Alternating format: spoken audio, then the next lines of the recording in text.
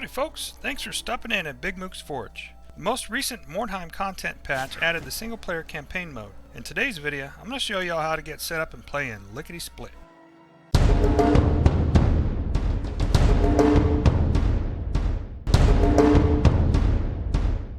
Big Mook's Forge.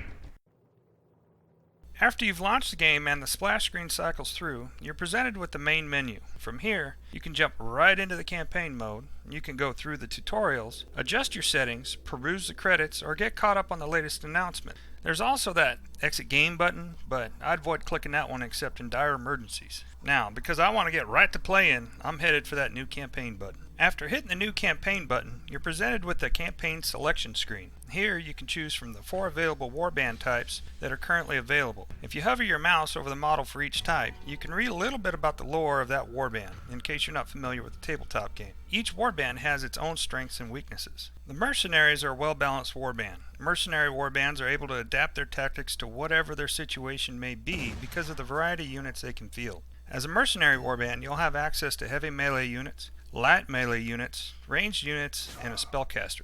Mercenaries have access to the longest range weapons in the game. Skaven are going to be your light and fast warband. If your playstyle favors units with high mobility, you'll be right at home with the Skaven.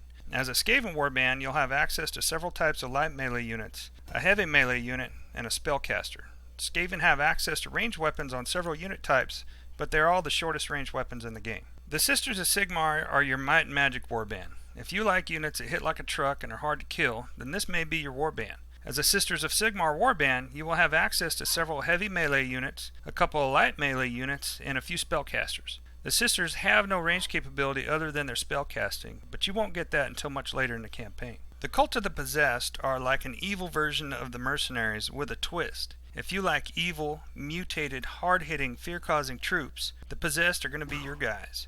The variety of units they can field makes them very versatile. As a Possessed warband, you'll have access to heavy melee, light melee, ranged, spellcasting, and fear-causing units. Possessed have access to normal ranged weapons. Now I've chosen the Skaven because that's the warband I played in the tabletop version, and I already know I enjoy the playstyle. Once you've picked your warband type, you'll move on to a splash screen with a little more lore about your warband. Next, you'll be taken to your war camp or hideout. From there, you'll have several options we'll talk about as we go. And if this is your first time playing, these will all be locked until you hire your warband or finish your first mission. Every time you go to a new screen for the first time, there will be a dialog box that explains the options available in the current screen. The War Camp screen is the main hub for all of the other screens you'll be using to manage your warband.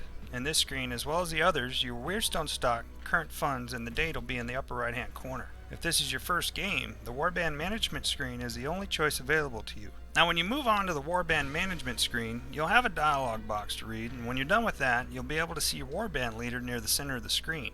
On the bottom center of the screen, you'll see a toolbar. Now each of the toolbar slots represents a slot in your warband. The slots will either have an icon representing the type of character that is currently filling that slot, a plus sign indicating a slot that is open, or a closed lock indicating a slot that is not yet available to you. As your warband gains experience and levels, you'll have more and more slots available to you. The toolbar on the right hand side are slots for characters you have hired but have no room for in your warband. Now this is pretty much your bench. When your character gets wounded in a mission, he may be out for a few days, so you'll be parking him over there on the bench and hiring or swapping in a replacement. On the left side of the screen, you'll see the name, stats, and equipment of the character you have selected. A single left click on any icon selects that character. And if you single click on the plus sign, then the display changes to show you information about your warband as a whole and what characters are available for hire and what it'll cost you in gold. Double clicking the plus sign takes you to the Hire Warrior screen. In the center of the Hire Warrior screen, you'll see the selected character. You can either use the green navigation arrows to cycle through the available characters or click on icons at the bottom of the screen. The leader icons are going to be marked with a gold crown. Hero icons will have 3 gold stars, and the henchmen, well, they'll be plain, of course. On the left side of the screen, you can inspect the character's stats, and on the right side of the screen, you can read about the character's type, what weapons are available to that character, and any perks that character may have. There are 2 other tabs, Injuries and History, neither of which are going to have any information in them before you complete your first mission.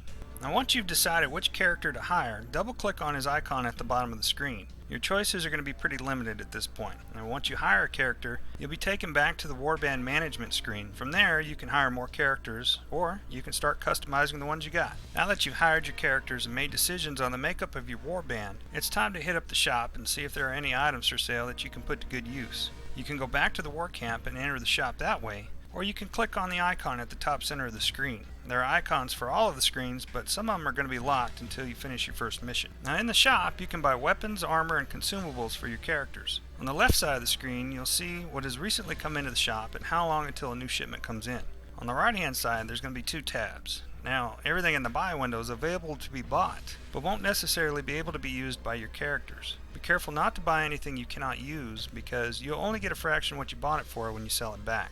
In the Sell tab, you'll see everything in your Warbands inventory and what you can sell it for. The stock in the store is randomly generated, so hopefully there will be a thing or two in there that you can make use of. Now that you've been shopping, it's time to start getting your characters ready for battle. Head on over to the Warband management screen and select your first character. This is going to take you to the Warrior management screen. The first screen in the Warrior management screen is the description page. This is where you're going to be able to check out his stats and abilities. And at the top center of the screen, you'll see that there are 4 other screens: the inventory, skills, spells, and customization screens. If your character cannot cast spells, the spell screen is going to be locked for you.